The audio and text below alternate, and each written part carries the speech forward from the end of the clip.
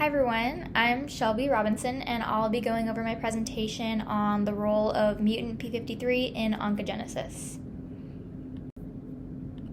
So some background on P53 and oncogenesis. Oncogenesis, firstly, is the process by which cells become cancerous and form tumors. P53 is a transcription factor that acts as a tumor suppressor in humans, and it encodes the TP53 gene. So P53 serves to maintain genomic integrity, and it does this by regulating DNA repair, apoptosis, cell cycle arrest, and metabolic homeostasis. TP53 mutations are extremely common. They occur in roughly 50% of cancer malignancies, and these mutations don't merely lose their wild-type function like other damaged tumor suppressors typically do. They often produce proteins that gain oncogenic properties. This is known as gain-of-function activity, or GOF activity, which promotes tumorigenesis, metastasis, and therapy resistance.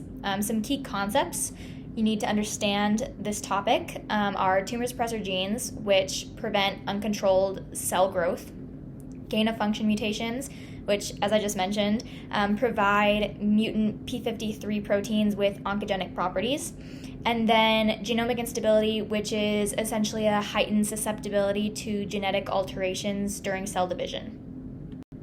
So the medical significance of mutant P53 is that these mutations are linked to poor prognosis in cancer patients, increased tumor aggressiveness, and therapeutic resistance.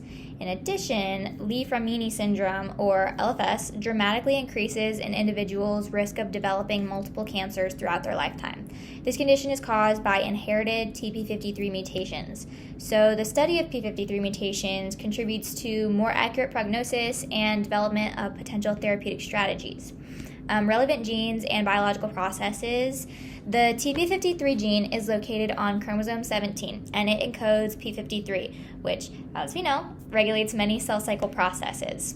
The TP53 mutations affect several biological processes, including transcriptional regulation, genomic stability, metastasis, and therapeutic resistance. So to understand my thesis statement, it's important to know my preliminary research question, which was, what molecular mechanisms underlie mutant P53 and its role in oncogenesis? So my thesis statement, in a nutshell, is TP53 mutations drive oncogenesis through both loss of tumor suppressor activity and acquisition of oncogenic functions, subsequently amplifying tumor initiation, progression, therapeutic resistance, and metastasis. So the TP53 gene is also known as the guardian of the genome, and this little guy is what I see in my head every time I hear the nickname, so that's why he's there. The P53 protein contains the N-terminal transactivation domain, the DNA binding domain, the tetramerization domain, and the C-terminal regulatory domain. Most cancer-associated mutations occur in the DNA binding domain, which affects the ability of P53 to regulate its target genes. Missense mutations make up the majority of TP53 mutations, which leads to the production of stable mutant proteins rather than total protein loss. So common mutations include these first four, which are DNA contact mutations, and then the last four are structural mutations. The molecular mechanisms of gain-of-function mutant P53 include activation of pro-survival signaling pathways. So mutant P53 enhances oncogenic pathways, including the P13K-AKT-mTOR pathway, which promotes cell growth and survival, MAPK signaling, which promotes cell proliferation and tumor progression, and then STAT3 signaling, which promotes inflammation and immune response. Second, altered transcriptional regulation. Essentially, mutant P53 can't effectively bind typical P53 response elements anymore, but it can interact with other transcription factors which promote the expression of genes responsible for cell proliferation. And then third, we've got chromatin remodeling and epigenetic reprogramming. So mutant P53 interacts with chromatin modifying complexes and epigenetic regulators, altering gene expression and chromatin accessibility, which activates oncogenic transcription programs and suppresses differentiation pathways. And then the fourth mechanism is P63 and P73 inhibition, Those are tumor suppressors that, when bound to mutant P53, no longer activate their own target genes. And then the fifth is metabolic reprogramming. So metabolism in cancer is typically altered to support rapid growth, and mutant P53 contributes to altered mitochondrial metabolism and increases glycolysis and lipid synthesis. And then the last mechanism is promotion of genomic instability, which we talked about earlier. So wild type P53 typically halts cell division after DNA damage, but mutant P53 accelerates tumor evolution by promoting defective DNA repair and mutation accumulation and aneuploidy. So as for DNA and protein changes, wild-type P53 proteins recognize and activate target genes necessary for effective tumor suppression. So BAX, NOXA, and PUMA, for example, regulate apoptosis, and then CDKN1A regulates cell cycle arrest, GADD45 regulates DNA repair, and then MDM2 is responsible for negative feedback inhibition. And you can see those in this little diagram down in the corner. Speaking of MDM2, DNA binding domain mutations prevent P53 from recognizing these genes, which impairs transcriptional regulation. Because mutant P53 isn't tightly regulated by MDM2, this leads to unchecked accumulation and sustained expression within tumor cells. The cellular consequences of this, you may ask. Because of the combined effects of the altered transcription, pathway activation, and loss of tumor suppressive mechanisms, numerous hallmark cancer phenotypes are produced, including increased cell proliferation, enhanced invasion and metastasis, and resistance to apoptosis, and typical therapeutic strategies like radiation and chemo. All right, so TP53 germline mutations are largely associated with Li-Fraumeni syndrome. So when we're talking about transmission genetics, we're mainly going to be talking about that. The pattern of inheritance for LFS is autosomal dominant, which we know means that TP53 is located on an autosome and only one mutated allele is required for an individual to develop this increased risk for cancer. And then loss or inactivation of an individual's remaining normal allele is typically involved in the event that an affected individual does develop cancer.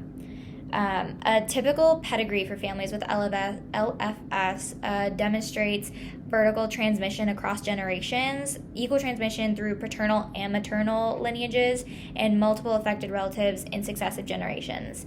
Family histories show diverse cancer types rather than one singular cancer diagnosis, and early onset is extremely common. And risk for first and subsequent cancers is elevated.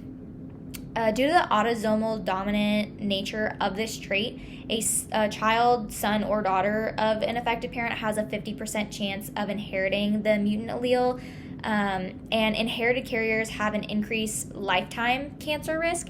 It's not just limited to the same cancer type as affected relatives either. So if you got the condition from your parent who had lung cancer, for instance, that doesn't necessarily mean you'd only have to worry about getting lung cancer. You're just as likely to potentially develop pancreatic cancer, for example.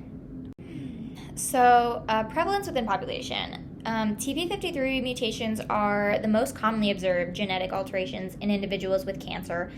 They occur in about half of malignant cases. These mutations are especially common in breast cancer, ovarian cancer, colorectal, lung, and then head and neck cancers. This diagram up here shows you the percent of diagnoses for each type of cancer that are associated with these mutations. And then while germline TP53 mutations are responsible for LFS, those are actually more rare. For population level variation, the variation in mutation type is relatively low because most mutations are missense, but a few different codons are affected. Some mutations merely eliminate tumor suppressive activity, while others develop the oncogenic functions, contributing to variation in cancer susceptibility, tumor behavior, and outcomes. And then germline mutations especially show variability in age of onset and cancer penetrance. For environmental influences, TP53 is susceptible to environmental carcinogens. Exposure to ultraviolet radiation and tobacco smoke in particular are linked to specific mutational patterns in skin and lung cancer. I'm sure that's not a shock. These environmental influences shape the distribution of mutant P53 in populations with varying lifestyles and exposure histories. Because the P53 pathway is integral to maintaining genomic stability, it's been conserved throughout evolution. Additionally, because the TP53 mutations occur as somatic mutation and generally after reproductive age, this limits the negative evolutionary selection. Germline mutations, on the other hand, are rare due to the negative selection from reduced survival rate and reproductive fitness of the affected individuals. And as far as ethnic and geographic trends, the spectrum of TP53 mutation can vary in different geographic regions due to variation in environmental carcinogen exposure, and different mutation prevalence among ethnic groups can be due to inherited genetic variation, but reasons for TP53 mutation prevalence are mostly cancer type and exposure rather than ethnicity by itself. So some recent findings are that the way mutant P53 promotes tumorigenesis is achieved through various interconnected mechanisms, and this combination promotes tumor progression and metastasis. So complicated, not simple, essentially. Some key experimental methods investigating mutant P53 include cell culture models, where researchers introduce specific mutations into cancer cell lines or compare cells expressing wild type versus mutant P53 to assess those effects. And then there's mouse models, which have been important for demonstrating gain-of-function activities in vivo. And then transcriptomic and genomic analyses like RNA sequencing have been used pretty extensively to identify mutant P53 regulated genes. Then areas of agreement and disagreement in the literature I found include the studies widely agree that mutant P53 proteins obtain these gain-of-function abilities in addition to losing their tumor suppressive functions. And then the main area of disagreement there comes from whether the gain-of-function effects are exceptionally important relative to just the inhibition of wild-type P53 activity. And the literature also agrees that mutant P53 promotes multiple cancer hallmarks and that its effects are exerted through interactions with other transcription factors and chromatin regulators. However, the extent to which TP53 mutations share common mechanisms is still debated. So, a major issue for this topic is the heterogeneity of TP53 mutations. Essentially, hundreds of distinct mutations have been identified, making it difficult to generalize findings across all mutant forms of P53. In the diagram up here, you can see all of the different just single base mutations. There's clearly a lot. And then many mechanistic studies rely heavily on cell lines or animal models, which just might not fully replicate the complexity of human tumors and their microenvironments. And then mutant P53 function appears to be highly context dependent. So the same mutation might produce different biological outcomes depending on tissue type and environmental factors and stuff like that, which just complicates efforts to develop universal therapeutic strategies. So some questions that still remain unresolved include which gain-of-function mechanisms are universally shared across mutant P53 proteins and which are mutation-specific. And then researchers also want to figure out what the precise molecular determinants of metastasis promoted by mutant P53 are, how mutant P53 shapes interactions between tumor cells and the immune system, and how different mutation types affect therapeutic responses. And then, on top of that, which biomarkers can best predict response to mutant P53 targeted therapies. And then a promising future direction, in my opinion, would be mutation-specific therapies. So ones that target distinct structural classes of mutant P53 proteins. This could facilitate the design of drugs capable of restoring wild-type functions to the particular mutant variants. Also, long-term studies of hereditary TP53 mutation carriers, like those with LFS, I think could provide valuable insights into early cancer development and prevention strategies. And then multiomics and single-cell technologies to characterize mutant P53 signaling networks within the heterogeneous tumors. These approaches can identify potentially new biomarkers and therapeutic vulnerabilities. Okay, so that's all of the new information, but to kind of reiterate and contextualize the important points of my presentation, TP53 mutations play a significant role in oncogenesis by disrupting the cell's most important tumor suppressor systems.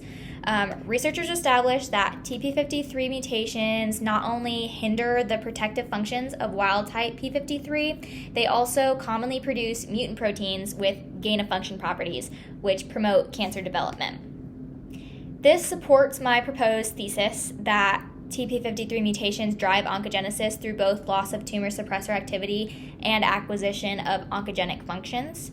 Rather than functioning as a passive defect, mutant P53 actively participates in cancer progression by altering cellular networks and promoting malignant behavior. Because of these mutations occur in around half of all human cancers and are associated with poor clinical outcomes, studying mutant P53 provides valuable insight into cancer risk, prognosis, and treatment response. And so I believe a good direction for future research would focus on identifying mutation-specific gain-of-function mechanisms, clarifying how mutant P53 influences the tumor microenvironment and immune responses, and developing targeted therapies for this. And all in all, a better understanding of mutant P53 is imperative for improving cancer prevention, diagnosis, and treatment. And that's all I have. We've made it to the references, which I followed APA-style formatting for that. So thank you guys for listening to my presentation, and I hope y'all have a great rest of your day.